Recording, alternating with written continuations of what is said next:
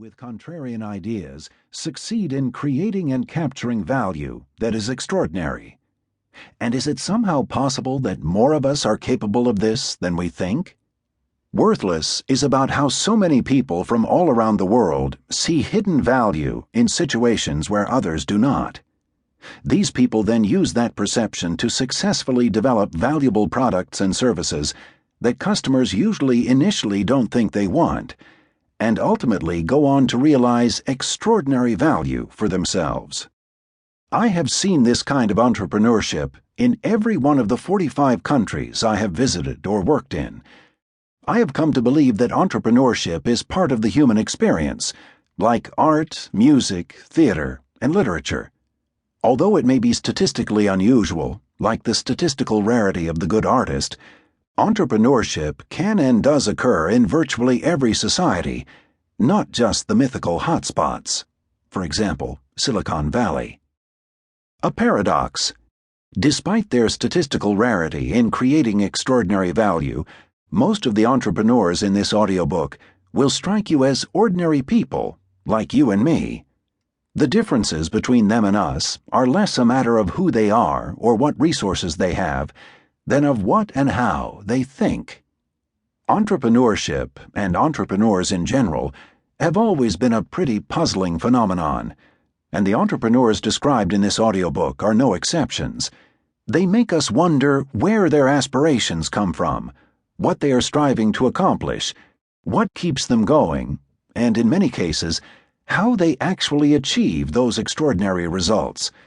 These puzzles, I hope, will stimulate you to think and will possibly inspire you to act.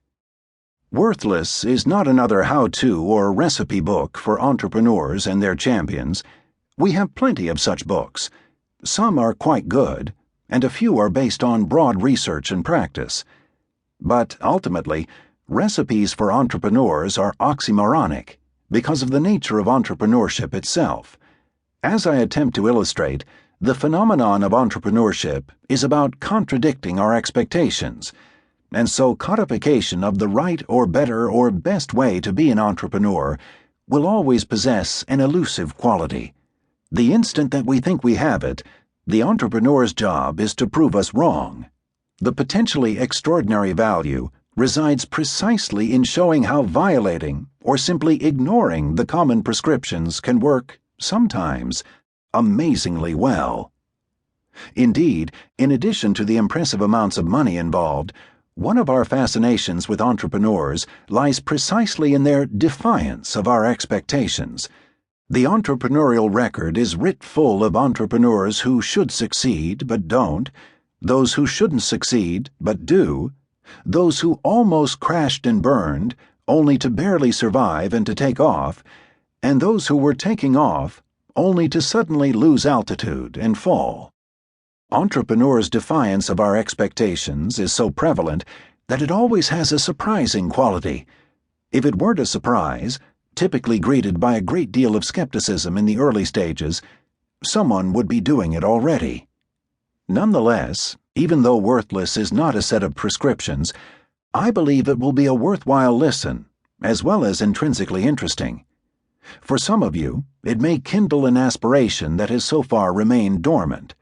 For others, it may inspire you to cross a threshold from curiosity or desire to action. For still others, it may give a vicarious sense of adventure, excitement, or achievement, or may help explain the entrepreneurial experiences of friends or family. And for yet others, it may help you form more effective policies and programs to foster entrepreneurship in your home regions. So, Worthless, Impossible, and Stupid has two broad objectives. One is to catalyze entrepreneurial aspiration and help more of you to choose the path of entrepreneurship, which I call the entrepreneurial choice, by simply showing you that entrepreneurship, extraordinary value creation and capture, is possible even though it is extraordinary. Aspiration is a funny thing. I can't shake a silly joke I heard as a child.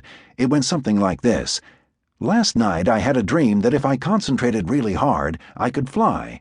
It was so vivid that when I woke up, I concentrated really hard to try to fly.